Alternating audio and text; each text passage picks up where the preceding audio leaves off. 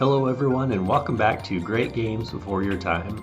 I do indeed own the original cartridge of Super Mario World. So my early history of video gaming is really, there were two types of video games for me. Mario games and not Mario games, and I was only interested in the former of those two categories. However, as a kid I really only had access to Super Mario Bros. 1 and 3, as well as Super Mario World, and then I also had Super Mario All-Stars, which of course granted me the Super Nintendo version access to Super Mario Bros. 2 and the Lost Levels. Of course, later in life, when I began to have money to buy video games, you discover this very interesting paradox where by the time you have enough money to buy whatever video games you want, you discover that you do not have the time to play every single video game you want. I can't say for sure that Super Mario World was always my top favorite Mario game of all time. It probably bounced from the original to Mario Bros. 3 to this game, as well as to Mario 64. However, much later in life, when Super Mario Maker came out, I understood that Super Mario World really is my favorite Mario game, outside of course, Mario Maker or ROM hacks. To share a few childhood stories and memories I have with this game, we have to go back a little bit further to, again, remember I'm really young.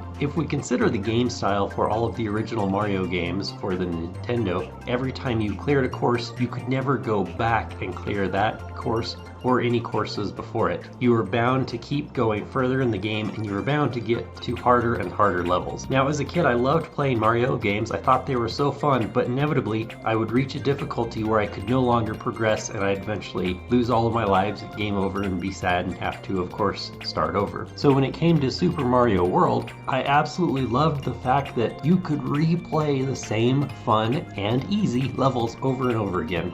One of my earliest memories with Super Mario World is when my family, and of course I, went on vacation to California. And so during that vacation we visited some friends, and whilst at their house, their daughter had a Super Nintendo and this game. And I remember playing Yoshi's Island 1 over and over and over again. Why? Because I could beat it. I'd enter the level, play it, have a blast, and then the second the gold tape animation was finished and I was back on the overworld, I'd press the button again and re-enter the level. And I remember knowing at that point I had to get this game no matter what it took, no matter how long I had to save up for it. Much later in life, of course, when the Nintendo Wii U was released, there was a teaser of a game called Super Mario Maker. And at that point in my life, I really understood that I really love do-it-yourself editor type games out there. Just to name a few, Time Splitters 2 and 3 have map maker modes I love. I poured a massive amount of time in that. So I knew that I would absolutely have to buy Super Mario Maker, and lo and behold, it was so much more than what Nintendo originally planned, with multiple game styles. For the Wii U, by far, I played that game the most. And yet the most fascinating thing about it is, even though it's only programmed to be able to do certain things, is you can do so much more.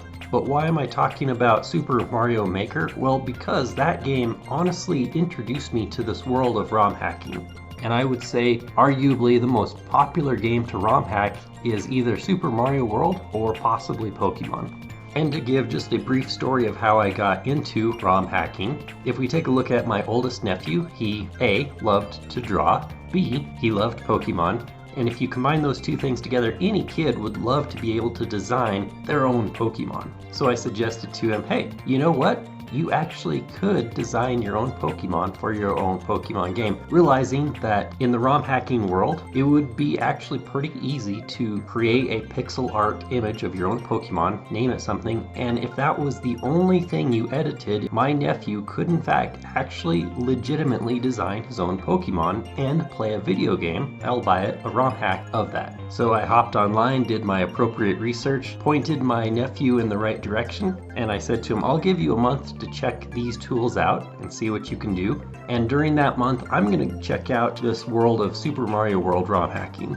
The ironic thing is, I actually never got back to ROM hacking any Pokemon games at all. The addictive claws of the ROM hacking universe of just this one single game, Super Mario World, has become incredibly encompassing to me. If we look at the overall difficulty of Nintendo-made Mario games, like Mario 1, 3, and World, the overall difficulty is pretty easy. Nintendo purposely makes games that are a little bit easier to play, especially if you contrast that with, say, Metroid, Zelda 1 and 2, or even the Super Nintendo games Super Metroid or Zelda Link to the Past. Their Mario games are definitely easier than that, but at the same time, those of us who grow up playing Mario games and get better and better, and then of course we're introduced to, say, levels created in Super Mario Maker that are ridiculously difficult, that adds added motivation and impetus for individuals like myself to go to ROM hacking to either find new challenges or to create our own.